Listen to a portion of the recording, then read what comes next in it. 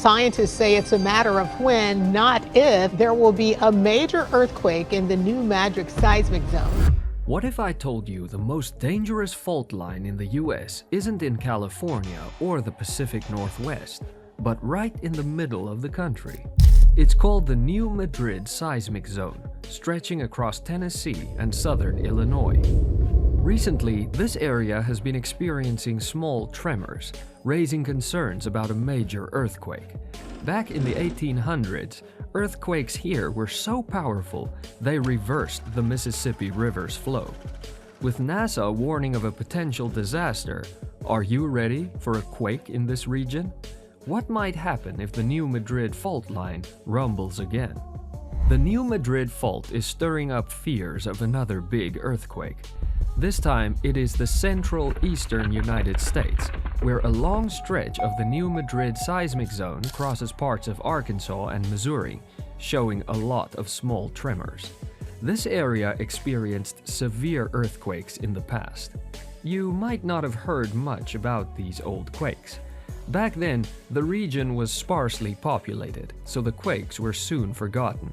However, the danger is very real today, and if a major quake hits again, people in the area may not be ready. In December 1811, a series of massive earthquakes hit the central Mississippi Valley, causing the river to rise and fall like a stormy sea. On February 7, 1812, just north of New Madrid, Missouri, the Mississippi River even started flowing north instead of south. The first quake struck on December 16, 1811 at 2 a.m., shaking homes and causing dishes to break. People rushed outside, frightened and cold, while their houses shifted off their foundations.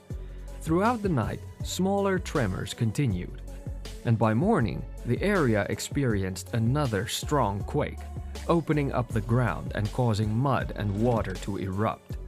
Gas from the earth filled the air with a terrible smell, and thousands of birds flew away in panic. When the shaking finally stopped, Little Prairie was left in ruins. Minor tremors kept shaking the area until January 1812. On the morning of January 23rd, around 9 o'clock, another powerful earthquake hit, causing widespread panic. Point Pleasant, already damaged from previous quakes, was close to the epicenter, and its residents fled. When some returned in February, they found that the town and its ground had been swallowed by the Mississippi River. But the disaster didn't stop there. On February 7, 1812, before dawn, another massive quake struck right beneath the area. This quake was the strongest yet, and it was felt far away. In Cincinnati, Ohio, 650 kilometers away, chimneys fell. In Boston, Massachusetts, 1,600 kilometers away, bells rang. And in Montreal, Canada, people heard dishes rattling. A Kentucky resident, living 130 kilometers from the epicenter, wrote in his diary that the earth seemed ready to swallow them alive. New Madrid, already devastated by previous quakes, was hit hardest. The quake of February 7th was so severe that it caused the town's elevated bank to collapse into the Mississippi River, washing away everything in its path. The river itself was altered, causing temporary waterfalls and whirlpools that sank boats. It even reversed its flow in places. This quake also contributed to the formation of Reelfoot Lake in Tennessee, which did not exist before 1812. The earthquake's impact was enormous. Seismic waves reached Charleston, Washington, and Boston in just 3 minutes. The shaking lasted 15 minutes and caused even the strongest brick and stone buildings to collapse.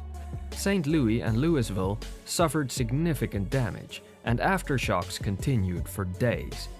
Of the 15,000 people in the affected region, over 1,000 died, and at least 5,000 were left homeless.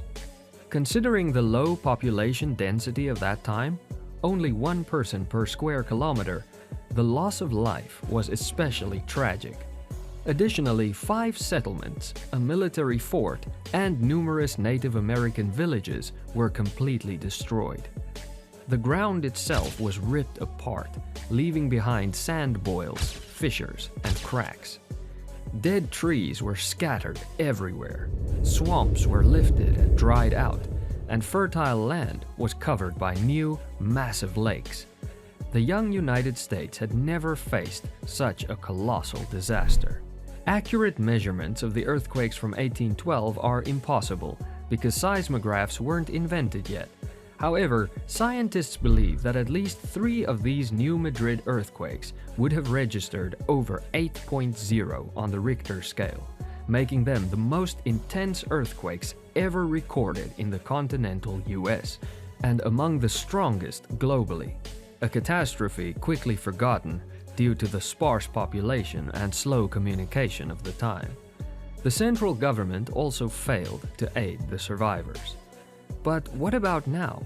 The seismic activity in the region hasn't stopped, and the population has grown to 5 million. If the earthquakes of 1811 to 1812 were to occur today, the impact would be catastrophic.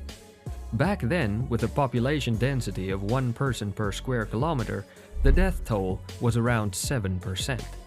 Given today's population, a similar quake could result in at least 300,000 deaths, a devastating loss. Is the New Madrid fault still a high-risk area? In the early 20th century, geologists started exploring the region to understand why such intense earthquakes occurred here, far from surface faults like California's San Andreas. They discovered that New Madrid seismic activity isn't caused by the interaction of tectonic plates. Instead, it's due to the stresses within the North American plate itself, buried 600 to 900 meters under river sediments. Even stable plates can experience internal deformation and earthquakes, especially from pressure at their edges. Another theory for intra-plate earthquakes, like those in New Madrid, is the formation of a new rift zone, or the splitting of a plate into 2 separate plates. This could be what's happening with New Madrid.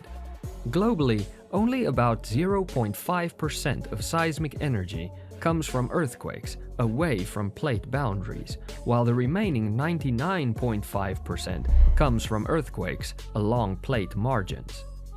In New Madrid, the region's tough, cold, and less fractured crust can transmit seismic shocks over larger areas compared to earthquakes of similar size in the western US. The sedimentary rock layers, such as limestone, in the New Madrid fault line act like a bass drum, amplifying and spreading the seismic waves. It's crucial to stay informed and prepared. What do you think about the risks of the New Madrid fault line? Do you feel prepared for a potential earthquake in your area? Let us know in the comments below.